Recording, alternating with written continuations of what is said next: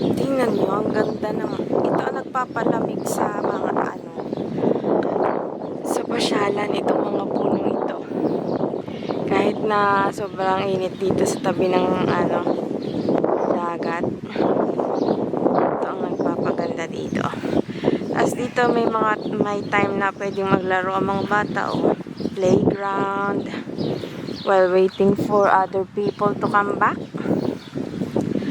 Because many times their parents or their father is still fishing outdoors.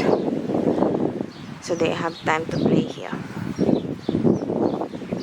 Ang gusto ko ito, mga puno.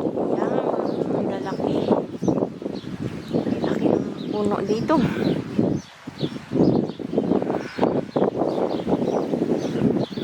Lumipat kami dito at nagpunta kami dito gawa ng wala na akong mabidyohan doon sa amin kundi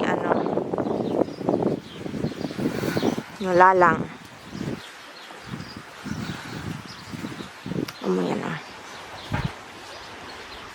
Itong make yourself safer because may mga harang na bato.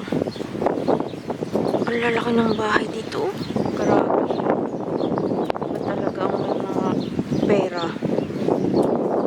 Pero delikado yan, oh. Delikadong mag-landslide.